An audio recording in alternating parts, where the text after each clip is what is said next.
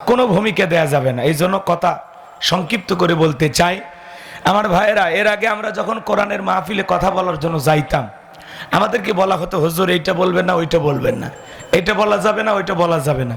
এখন কি আর ওই বুদ্ধিজীবীরা আছে?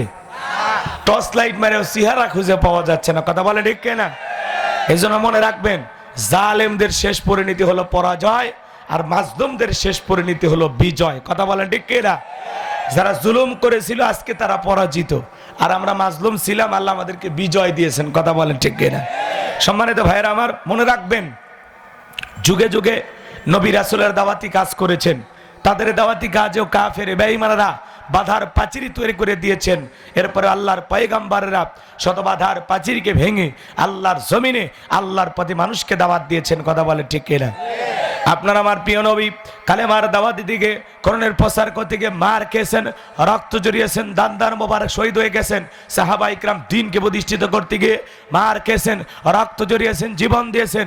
ও বাংলার মুসলমান, 1971 সালে এদেশের মাটির জন্য, এদেশের স্বাধীনতার জন্য আপনার আবার পূর্বপুরুষেরা যদি জীবন দিতে পারেন, রক্ত দিতে পারেন, 2024 সালে 2000-এরও বেশি মানুষ স্বৈরাচার জালেমকে বিদায় করে দেওয়ার জন্য যদি জীবন দিতে পারেন, রক্ত দিতে পারেন, প্রয়োজন যদি হয় আল্লাহর জমিনে আল্লাহর দ্বীনকে প্রতিষ্ঠিত করতে গিয়ে, কোরআনের সমাজ কায়েম করতে গিয়ে নবীদের মতো, সাহাবা ইকরামদের মতো বুকের তাজা রক্ত দিতে হয় কোরআনের জন্য, দ্বীনের জন্য, ইসলামের জন্য, কোরআনের সমাজ কায়েম করার জন্য। কারা কারা বুকের তাজা রক্ত দিতে রাজি? দুই হাত তুলে আল্লাহকে দেখান। লিল্লাহে তাকবীর। হাত সোজা করেন, টান টান করে তোলেন। আমি কি হাত নামাতে বলেছি? হাত নামাতে বলেছি? হাত সোজা করেন। মাঝে মাঝে হাত বেঁকা দেখা যায়, দুই হাত সোজা করার শক্তি নেই। আপনি পুরুষ মানুষ, দুধ, ডিম, ভিটামিন, ক্যালসিয়াম মাঝে মাঝে কিনে খাবেন, একেবারে দুর্বল হলে চলতে পারবেন না। হাত সোজা করেন, সোজা করেন। একটা 60 আওয়াজ দেবেন, এত জোরে তাকবীর দেবেন, জীবনে কোনোদিন এত চিৎকার মেরে আল্লাহকে ডাক দেন নাই। চিৎকার মেরে বলেন লিল্লাহে তাকবীর। আর একটু আওয়াজ করে লিল্লাহে তাকবীর। কেউ হাত নামাবেন না, হাত তুলে রাখেন। আমার আল্লাহ রাব্বুল আলামিন বলেন, ইন্নাল্লাহা আশতারা মিনাল মুমিনিনা আনফুসাহুম ওয়া আমওয়ালাহুম বিআন্না লাহুমুল জান্নাহ।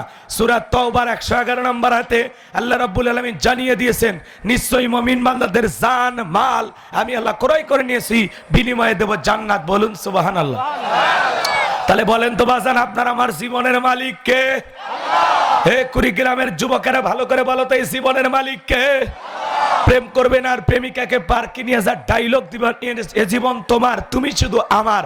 ওরে হাইব্রিড যুবক, এই জীবনের মালিক কে? আল্লাহ। আপনার আমার সম্পদের মালিক কে? আল্লাহ। আল্লাহর দেয়া জীবন, আল্লাহর দেয়া সম্পদ আল্লাহর পথে খরচ করতে রাজি আছেন তো মুসলমান? রাজি আছেন তো ইনশাআল্লাহ? বাম হাত নামান, শুধু ডান হাত তুলে রাখেন, শুধু ডান হাত। আল্লাহ রাব্বুল আলামিন বলেন, ইল্লা সাহাবাল ইয়ামিন ফি জান্নাতি ইয়াতাসাআলুন। ডানপন্থী যারা জান্নাতের বাগানে থাকবে তারা, ডানপন্থী যারা আল্লাহর প্রিয় তারা। বলুন আল্লাহু আকবার।